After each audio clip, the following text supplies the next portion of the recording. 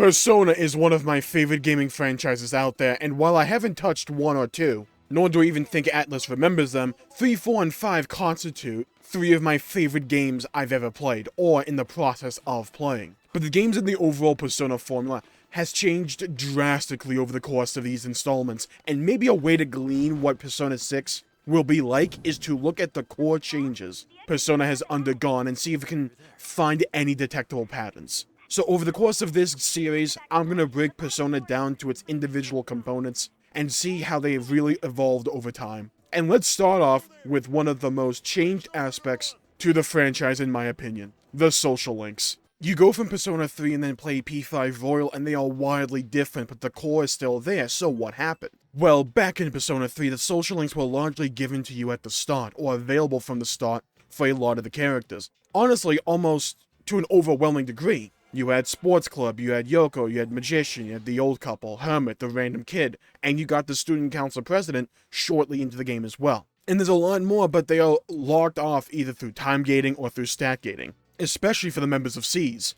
And funnily enough, there isn't really an emphasis on those party members' social links for quite a long time. They are largely locked off behind those social stats like intelligence or courage or charm, and most require the max rank in their respective stat depending upon the version of 3 you're playing. There's no real material reward for completing or progressing a social link either, unless you count the bread the Old Couple gives you now and then. Shout out to Bunkiji.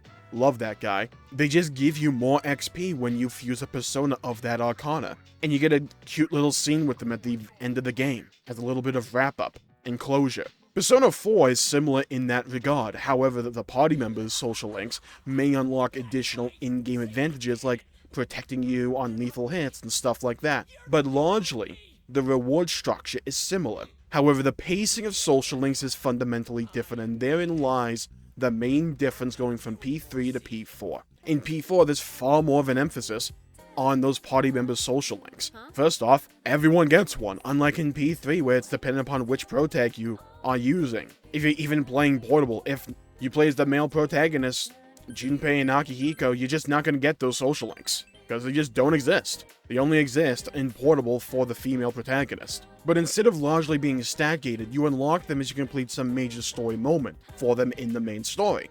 Yosuke and Chie being unlocked early on, with Naoto closer to the end of the game, but she also requires an intelligence stat check. But by that point, you probably have it, or can get it relatively soon, because again, you're near the end of the game. Overall, the mechanics of social links are also simplified, with no real penalty other than maybe having to get some additional affinity on another day or the next rank. In P3, again, kind of depending upon the version you're playing, you could de-level, or have characters become frustrated if you didn't interact with them for a certain period of time. So going from P3 to P4, we saw a streamlining of mechanics for social links, with more of a focus on party member social links being introduced at a steady rate throughout the game. You then go to P5 and that pace overall continues, however you then tack on the confidant skills that you can unlock. So it's not just party members that give you extra abilities, you have characters like Mishima, who is not a phantom thief, but he ends up giving you various XP buffs and XP shares as you progress his social link. On P5 it's called a confidant.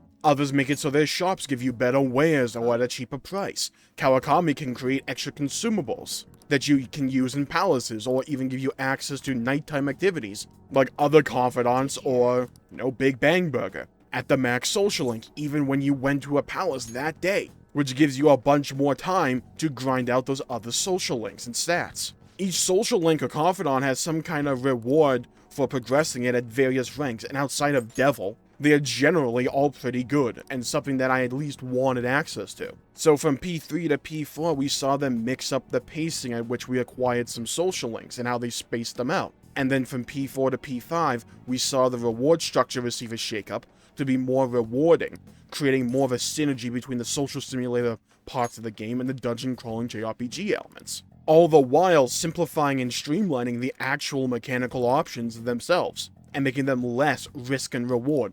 Heck, even in P5 Royal, for a lot of the social links, we got an extra dialogue option on the phone with the character at the end of the social link that could be used as a buffer for affinity if you missed out before on a particular dialogue option. the risks were minimalized while the rewards and gain were expanded on. And there was greater crossover between the dungeon crawling parts and the social simulator parts. Even in P5, a lot of the confidants eventually had you perform missions in mementos for them, so it wasn't just about picking the right dialogue option anymore. There was greater crossover between the core parts of the game in that regard. And going into a potential Persona 6, I honestly don't see much iteration on this part of the game, because I think they found a good groove, or at least a formula, with P5, especially Royal. I like the various ways you can gain affinity through the minigames or through hangouts. I like the additional rewards you unlock per rank, and I like the synergy that they now have between the two genres in this game. Maybe if they really want to simplify it, they could just make it so every dialogue option advances the rank, so you can just go for whatever you want. But I feel that would take away one of the core mechanics of the game, and I wouldn't personally appreciate a change like that. A direction I would far more prefer to see is going back to, say, the roots with P3 and reintroduce or introduce more risk-reward into the system. There's no reason that the social simulator aspects have to be more simplified when the gameplay side of things with the dungeon crawling is getting more complexity and getting more interesting and engaging, in my opinion. Having to time out social links so anyone isn't just forgotten about, yeah, that one I think could remain a thing in the past, because I prefer having more control over my own schedule, not being beholden to others, but you could also make an argument that's part of the charm. I could see a reintroduction, though, of de-ranking confidants or social links if you give a really bad choice or a series of choices. Maybe put more focus on supplementary hangouts or minigames to rank up social links, and not have it just be predicated on picking the right dialogue option. Like, perhaps you could get to some point in the social link where you'll have to make a choice. Like, take with P5, and let's use that game as an example. Maybe at some point in the confidant, say Mishima reaches a crossroads, and he has to choose to save one of two people in mementos.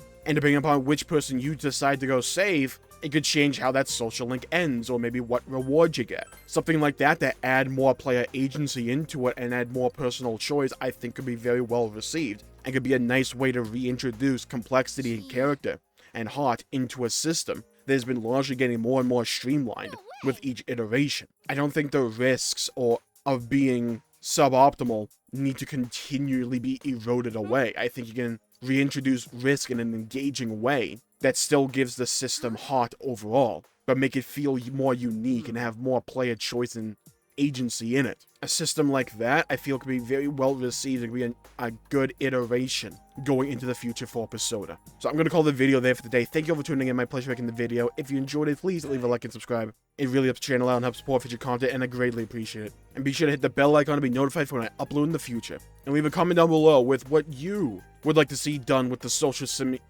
simulator aspects, the social links, and the confidant system going into P6. Do you want them to just keep the system in P5? Do you want to go back to the system more like P3 or P4? Let me know. I'd love to hear your thoughts, hear your perspectives, and hear your opinions. Stay safe, everybody. Have a great day. Hope to see you all again next time. Bye-bye, everybody.